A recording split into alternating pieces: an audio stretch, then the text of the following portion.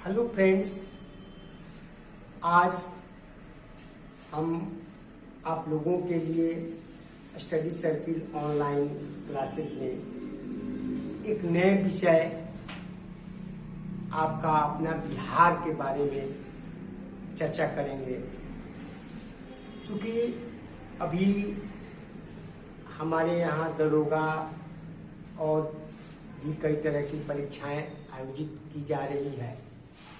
उस संदर्भ में परीक्षा को ध्यान में रखते हुए आपके लिए विशेष तौर पर बिहार के बारे में एक नए वीडियो के साथ हम आ रहे हैं और आप इस चैनल को देखें, इस चैनल को सब्सक्राइब भी करें, लाइक भी करें, जिससे हमारी भी उत्साह बढ़ेगी और आपके लिए मैं तरह तरह के नई चीज़ों और नई जो भी सामान्य ज्ञान की बातें हैं उसको आपको देते रहेंगे। आज हम बिहार के बारे में बात करते हैं। सबसे पहले बिहार भारत में स्थित एक राज्य है, उस राज्य के हम निवासी हैं। उस हिसाब से इसके बारे में ये भी जानना हमारे लिए बहुत जरूरी है, न कि केवल परीक्षा के दृष्टिकोण से सोचा जाए। अतः सबसे पहले हम ये जानेंगे कि बिहार, आखिर इस बिहार की स्थापना, इसका नामकरण और आज का जो बिहार है वो कैसे आया, प्राचीन इतिहास से इसका क्या संबंध है, वर्तमान में ये क्या है और इसमें क्या क्या नई चीजें आई है, उसके बारे में अध्ययन करने जा रहे हैं। बिहार, इसका नामकरण, बिहार राज्य का नामकरण 12वीं शताब्दी में, जब बिहार में उदंतपुरी बौद्ध विहार हुआ करता था, उस समय यहाँ पर बौद्ध विहारों की बहुसंख्या होने के कारण यह क्षेत्र बिहार के नाम से जाना जाता था। तत्पश्चात इसका नाम बिहार पड़ गया। बिहार के संदर्भ में सबसे प्रथम जानकारी हमारी शतपथ ब्राह्मण से मिलती है। शतपथ ब्राह्मण में बिहार के बारे में उल्लेख किया गया है। प्राचीन काल में बिहार मगध महाजनपद, 6वीं शताब्दी में मगध महाजनपद होता था। इसमें कई राजवंशों ने शासन किया। तत्पश्चात मौर्य वंश की शासन नहीं। उस समय ये दोनों जनपद और साम्राज्य इस बिहार के ही क्षेत्रों में विकसित हुए थे। तब इस क्षेत्र की राजधानी राजगृह होती थी, पाटलिपुत्रा थी और वैशाली भी रही। वर्तमान में बिहार राज्य की राजधानी पटना है, जिसे शेर शाह ने बनवाया था, इसे राजधानी के रूप में विकसित किया था। तब से यह बिहार की राजधानी रही। बिहार को बंगाल से 22 मार्च 1912 को अलग किया गया। तत्पश्चात उड़ीसा को बिहार से 1936 में अलग किया गया। बिहार राज्य का पुनर्गठन 1956 में किया गया। तब बिहार में जिलों की संख्या 17 थी।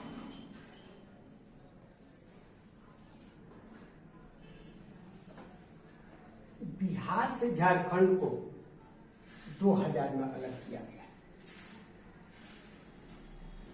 राजकीय चिन्ह के रूप में बोधि वृक्ष पीपल को माना जाता है। राजकीय पशु बैल है। राजकीय पक्षी के रूप में गौरैया को अपनाया गया है। राजकीय मछली मांगुर को कहा गया। राजकीय फूल के रूप में गेंदा को अपनाया गया है। राजकीय भाषा यहाँ का हिंदी है। दूसरा राजकीय भाषा उर्दू है। राज्य दिवस 1 अप्रैल को मनाया जाता है, जबकि बिहार दिवस 22 मार्च को है। और बिहार राज्य का उच्च न्यायालय पटना में स्थित है, जिसकी स्थापना 1916 में की गई थी। बिहार का क्षेत्रफल, बिहार का क्षेत्रफल 94,163 वर्ग किलोमीटर है। जो भारत के क्षेत्रफल का 2.86% 2.86% है। जनसंख्या इसका 10,40,99,452 व्यक्ति है। भौगोलिक विस्तार में अक्षांश और देशांतर दोनों यहाँ अलग है। उत्तरी अक्षांश क्योंकि बिहार उत्तरी गोलार्ध में पड़ता है, तो इसमें जो अक्षांशीय विस्तार है वह केवल उत्तर में ही दिखाया जाएगा। 21 डिग्री 58 मिनट 10 सेकंड से लेकर 27 डिग्री 31 मिनट 15 सेकंड। पूर्वी देशांतर में 82 डिग्री 19 मिनट 50 सेकंड से 88 डिग्री 17 मिनट 40 सेकंड के बीच में। उत्तर से दक्षिण की लंबाई 362 किलोमीटर है, जबकि पूरब से पश्चिम की चौड़ाई 483 किलोमीटर है। भारत के पूर्वी हिस्सा में बिहार स्थित है। बिहार गोलार्ध में उत्तरी गोलार्ध में पड़ता है। क्योंकि भारत ही उत्तरी गोलार्ध में, एशिया ही उत्तरी गोलार्ध में है, इसलिए बिहार भी उत्तरी गोलार्ध में ही पड़ता है। चौहद्दी, इसके चारों हिस्सा में कौन कौन से राज्य या इसके बाउंड्रीज किन किन राज्यों और देशों से टच करते हैं। उत्तर में नेपाल है, दक्षिण में झारखंड है, पूरब में पश्चिम बंगाल है, जबकि पश्चिम में उत्तर प्रदेश है। जलवायु यहाँ की मानसूनी जलवायु, और बिहार में वर्षा का मुख्य कारण बंगाल की खाड़ी से आने वाली मानसूनी हवाएं, यानी बंगाल की खाड़ी के मानसून से ही बिहार में वर्षा होती है। वनस्पति आर्द्र पर्णपाती पतझड़ वन, शुष्क पर्णपाती वन पाए जाते हैं। बिहार के मुख्य फसल धान, गेहूं, मक्का, दलहन है। बिहार में कृषि का जो स्वरूप है मूल रूप से जीवन दायिनी कृषि है। यहाँ जो भी किसान खेती करते हैं उनका मुख्य उद्देश्य इस कृषि से अपने जीवन को चलाने मात्र तक है। यद्यपि सघन कृषि एक्सटेंसिव एग्रीकल्चर सिस्टम की व्यवस्था 1960 के दशक से प्रारंभ हुआ। इसके बाद इसमें बहुत कुछ सुधार हुआ है पहले की तुलना में। बिहार में विधानसभा सीटों की कुल संख्या 243 है, जिसमें अनुसूचित जाति के लिए एससी के लिए 38 सीट निर्धारित है, जबकि अनुसूचित जनजाति के लिए एसटी के लिए 2 सीट निर्धारित की गई है। विधान परिषद की संख्या 75 सीट है। बिहार में विधानसभा बाईकैमरल सिस्टम है। ऐसे भारत के 6 राज्यों में बाईकैमरल सिस्टम की व्यवस्था है। यद्यपि 75 सीट है, लेकिन यह सीट मूल रूप से किसी भी राज्य के विधानसभा के सीट का 1/3 हिस्सा होता है, लगभग इसी के आसपास होता है। बिहार में लोकसभा के सीट की संख्या 40 है। जब बिहार अविभाजित था तब उस समय इसमें 54 सीटें थी। राज्यसभा की कुल सीटें 16 है।